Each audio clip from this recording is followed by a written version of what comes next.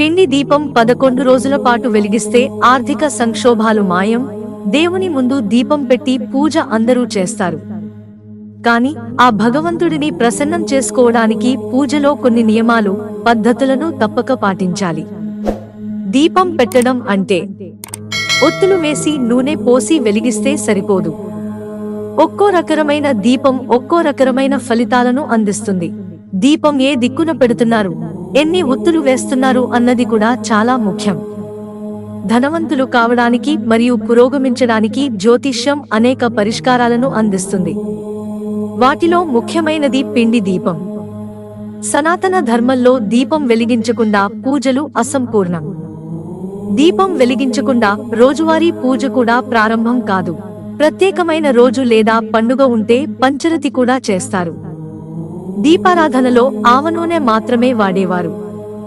ఈ దీపాలను మట్టి, ఇత్తడి, వెండితో తయారు చేస్తారు. కానీ పిండి దీపాలను కూడా ఉపయోగిస్తారు.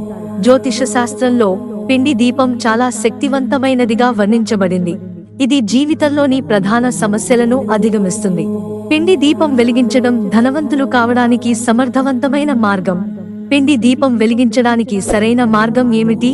సాధారణంగా కోరికల నెరవేర్పు కోసం పిండి దీపాలు వెలిగిస్తారు. దీనికోసం పీఠం యొక్క దీపాల సంఖ్యను ఎల్లప్పుడూ అవరోహణ లేదా ఆరోహణ క్రమంలో ఉంచాలి. ఉదాహరణకు ఒకరు 11 రోజులు దీపాలు వెలిగిస్తే మొదటి రోజు 11 దీపాలు, రెండవ రోజు 10 దీపాలు మరియు చివరి రోజు 1 దీపం మాత్రమే.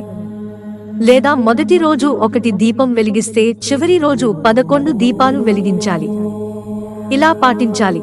ఆర్థిక సంక్షోభం నుండి విముక్తి పొందాలనుకునేవారు లక్ష్మీదేవి ముందు తీర్మానం చేసి ఆరోహణ లేదా అవరోహణ క్రమంలో 11 రోజుల పాటు పీఠం దీపాలను వెలిగించాలి. ఇది కొద్ది రోజుల్లోనే మీ ఆర్థిక స్థితిని బాగా మెరుగుపరుస్తుంది. మీ తలపై చాలా అప్పులు ఉంటే బజరంగ్ బలి హనుమంతుని ముందు పిండి దీపం వెలిగించండి. అన్నపూర్ణాదేవి ముందు పిండి దీపాలు వెలిగించడం ద్వారా ఇల్లు సిరి సంపదలతో నిండిపోతుంది.